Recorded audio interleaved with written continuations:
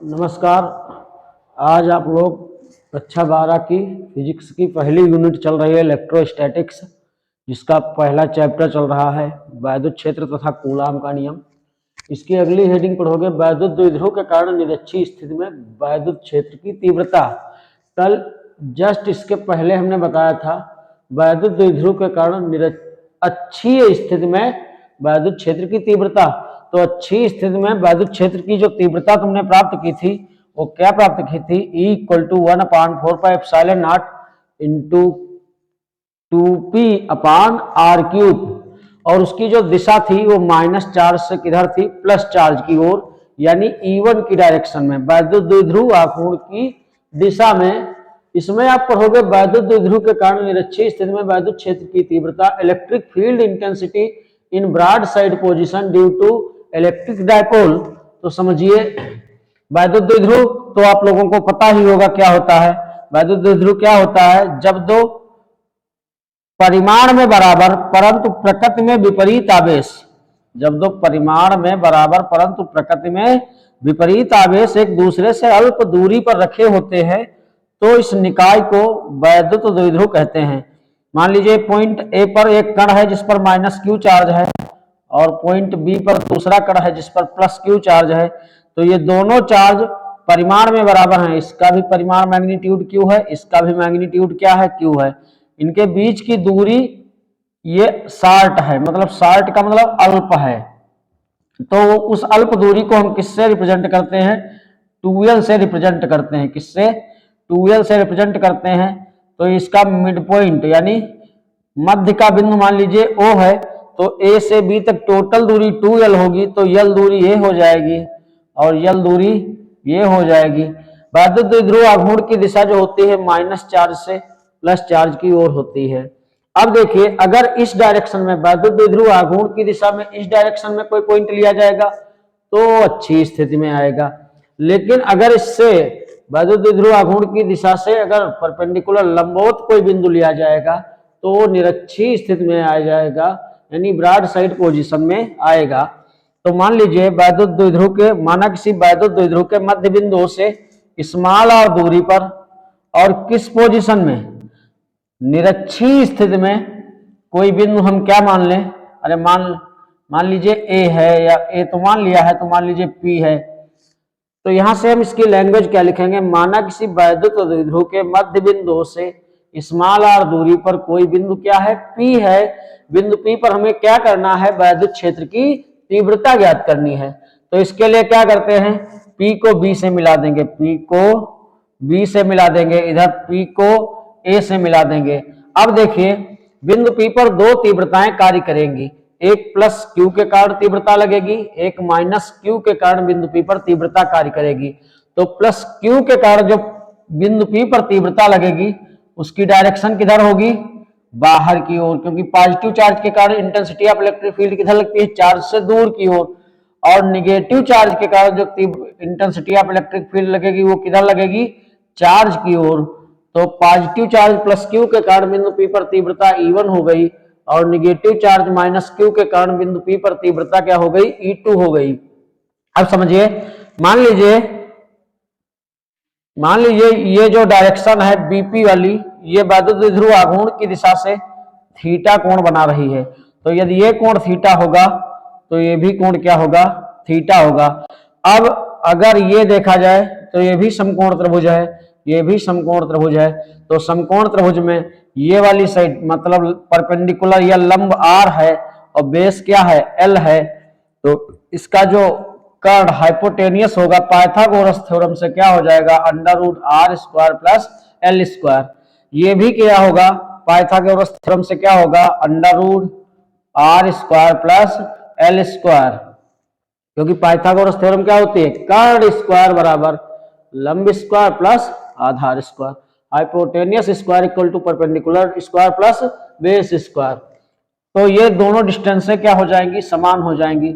अब देखिए अगर यहां पर हम बेस के पैरेलल यहां पर कोई लाइन खींच लें तो ये अगर ये कोण थीटा है तो ये संगत कोण बराबर होंगे, ये भी कोण कितना होगा, थीटा होगा। और ये कोण थीटा है तो एकांतर कोण अल्टरनेट एंगल ये भी कोण कितना होगा, थीटा होगा। तो अब समझिए तीव्रता एक सदिश राशि है और किसी भी सदिश राशि को हम क्या कर सकते हैं, दो घटकों में, दो कंपोनेंटों में वियोजित कर सकते हैं।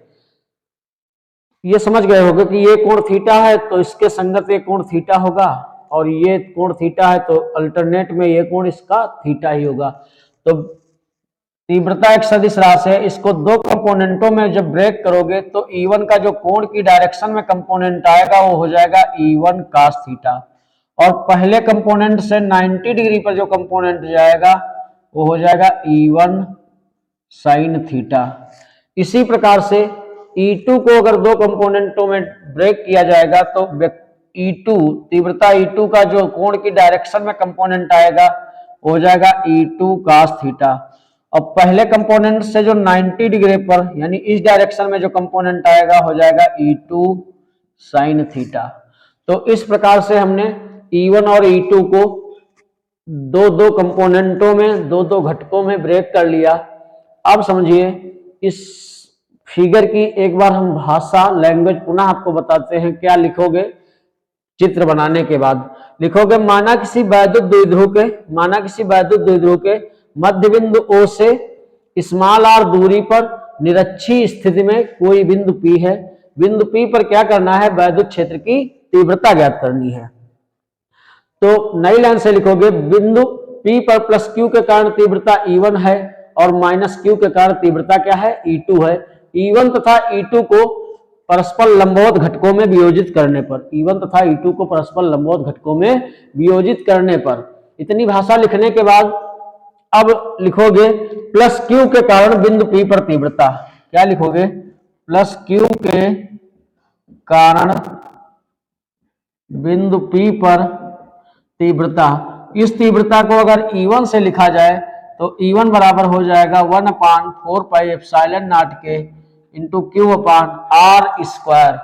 तो R का काम कौन करेगा, ये देखिए प्लस Q से इस पॉइंट P की जो दूरी R है वो है under root R square plus L square. तो जहां R स्क्वायर होना चाहिए वहां पर होगा under root R square plus L square का होल स्क्वायर, यानी E1 बराबर 1/4 पाई एप्सिलॉन नॉट के into Q upon R square. फिर देखिए इसी प्रकार से इसको हम चाहें तो समीकरण नंबर क्या मान सकते हैं, 1 मान सकते हैं। इसी प्रकार से हम लिखेंगे माइनस Q के कारण बिंदु P पर तीव्रता। तो माइनस Q के कारण बिंदु P पर तीव्रता को अगर E2 से डिनोट किया जाए तो E2 क्या हो जाएगा, 1/4 पाई एप्सिलॉन नॉट के into Q upon R square. R क्या होगा, R का काम कौन करेगा, under root R square plus L square. तो R के स्थान पर R square plus L square का होल स्क्वायर को समीकरण नंबर क्या मान लीजिए, 2 मान लीजिए। अब क्या हमको निकालना क्या है, हमको निकालना है बिंदु P पर रिजल्टेंट इंटेंसिटी यानी परिणामी तीव्रता। तो बिंदु P पर परिणामी तीव्रता जो होगी, परिणामी तीव्रता वो थोड़ा समझ लीजिए, उसको हम E से डिनोट करेंगे। और परिणामी तीव्रता के लिए समझिए E1 का एक कंपोनेंट E1 cos थीटा और E2 का component E2 cos theta same direction में आ रहे हैं, तो सेम डायरेक्शन वाले कंपोनेंट जुड़ जाएंगे। जबकि E1 का ये कंपोनेंट E1 sin थीटा और E2 का कंपोनेंट E2 sin थीटा परस्पर विपरीत दिशाओं में है और परिमाण में बराबर है, तो E1 sin थीटा से E2 sin थीटा निरस्त हो जाएगा, मतलब कट जाएगा। ये मतलब E1 sin theta E2 sin theta को बैलेंस कर लेगा। तो E1 sin theta E2 sin theta के कारण जो परिणामी तीव्रता होगी वो उसका रिजल्टेंट शून्य होगा, इसलिए ये एक दूसरे को बैलेंस कर लेते हैं, तो इनको हम छोड़ देते हैं। तो इसलिए जो बिंदु P पर परिणामी तीव्रता होगी वो इन कंपोनेंटों के कारण होगी, किसके कारण, E1 cos थीटा और E2 cos थीटा के कारण। तो बिंदु P पर परिणामी तीव्रता E बराबर क्या होगा, E1 cos theta plus E2 cos theta. दोनों में देखिए कॉमन क्या है, अगर E1 प्लस E2 ब्रैकेट में कर लीजिए तो दोनों में कॉमन क्या हो गया, cos थीटा। अब इधर समझ लीजिए चूंकि cos थीटा बराबर, अगर हम कोई भी समकोण त्रिभुज ले जैसे समकोण त्रिभुज OBOP में तो अगर हम cos थीटा लगाएंगे तो cos थीटा होता है बेस अपॉन हाइपोटेनियस। तो थीटा के सामने एक्यूट एंगल के सामने की साइड लंब होगी, न्यून कोण के सामने की भुजा लंब होगी, तो आर तो लंब हो गया। तो यल क्या होगा, आधार होगा, और ये वाली साइड यानी root R square plus L square एक कर्ण होगी। कास थीटा बराबर आधार बटे कर्ण होता है, तो कास थीटा की वैल्यू क्या बनेगी, एल बटे under root R square plus L square.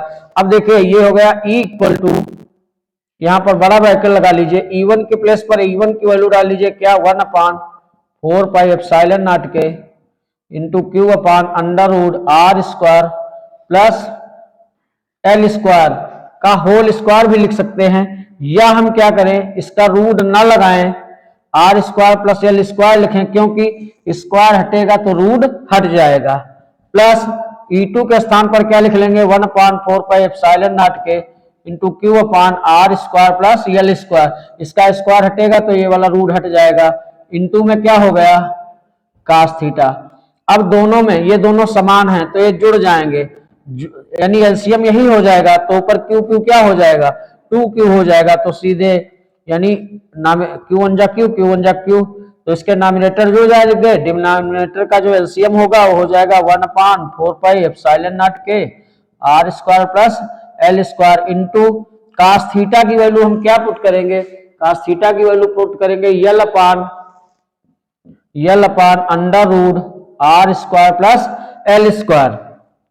तो देखिए ये हो गया E इक्वल टू 2QL की अगर मल्टीप्लाई किया जाएगा तो हो जाएगा 2QL अपान में 4 पाई एप्सिलॉन नॉट के R square plus L square है, ये अगर यहां से अंडर रूट हटाएंगे R square plus L square से, तो इस पर पावर क्या चढ़ाएंगे 1/2, यानी R square plus L square into R square plus L square की पावर क्या लगाएंगे 1/2, अगर अंडर रूट हटाएंगे तो पावर कितनी चढ़ाएंगे 1/2 चढ़ाएंगे। अब इधर बता रहे हैं, तो देखिए इस कंडीशन में E बराबर क्या बनेगा, इसके मल्टीपल में 1 मान सकते हैं, तो हो जाएगा 1/4 पाई एप्सिलॉन नॉट के इंटू 2QL जो है, ये 2QL क्या होता है 2QL इक्वल टू होता है P के, हमने पीछे तुमको बताया है P वैद्युत द्विध्रुव आघूर्ण, P बराबर क्या होता है 2QL, तो 2QL के प्लेस पर हम क्या लिख लेंगे P लिख लेंगे, ये P क्या है वैद्युत द्विध्रुव का वैद्युत द्विध्रुव आघूर्ण है, अपान में क्या हो जाएगा R square plus L square की पावर, एक पावर इस ब्रैकेट की आधी पावर इस ब्रैकेट की, गुणा होगी, गुणा में घाते जुड़ेंगी तो पावर क्या बनेगी 3/2। अब यहां पर समझिए चूंकि आर छोटा है एल से, इसलिए इसका जो नहीं माफ कीजिएगा, यहां पर समझिए एल छोटा है किससे आर से, इसलिए एल का स्क्वायर छोटा होगा बहुत छोटा होगा किससे आर स्क्वायर से, अतः एल स्क्वायर छोड़ने पर जब एल स्क्वायर छोड़ देंगे तो E बराबर क्या बनेगा 1/4 पाई एप्सिलॉन नॉट के into P upon R square, और एल स्क्वायर छोड़ दिया तो पावर क्या हो गई 3/2, 2 कैंसिल हो जाएगा, तो E बराबर आएगा 1/4 पाई एप्सिलॉन नॉट के into P upon R cube. इसमें एक लाइन और लिख सकते हो तुम, निर्वात तथा वायु के लिए K बराबर क्या होता है 1 होता है, तो अगर K की वैल्यू 1 डाल दोगे तो क्या बन जाएगा E बराबर 1/4 पाई एप्सिलॉन नॉट, K की वैल्यू कितनी हो गई 1 into P upon R cube. तो इस प्रकार से हमने देखा वैद्युत द्विध्रुव के कारण निरक्षीय स्थिति में वैद्युत क्षेत्र की तीव्रता, और इस तीव्रता की जो दिशा होगी यूनिट क्या लगेगी, यूनिट लगेगी न्यूटन पर कूलाम, और इसकी जो डायरेक्शन है समझिए किधर से किधर है प्लस Q से माइनस Q की ओर, इस परिणामी वैद्युत क्षेत्र की जो दिशा होगी वो प्लस Q से किधर होगी माइनस Q की ओर। तो इस प्रकार से जो हमने पिछली तीव्रता पढ़ी थी वैद्युत द्विध्रुव के कारण अच्छी स्थिति में वैद्युत क्षेत्र की तीव्रता, उसका सूत्र क्या था 1/4 पाई एप्सिलॉन नॉट के, यहां पर P नहीं था 2P अपान आर क्यूब था, और ये क्या है P अपान आर क्यूब। तो इस प्रकार से हम लिख सकते हैं कि वैद्युत द्विध्रुव के कारण अच्छी स्थिति में उत्पन्न वैद्युत क्षेत्र की तीव्रता निरक्षीय स्थिति में उत्पन्न वैद्युत क्षेत्र की तीव्रता की 2 गुनी होती है। अब हमारे चैनल को लाइक करना, सब्सक्राइब करना और ये बताना कि ये वीडियो हमारा आपको कैसा लगा।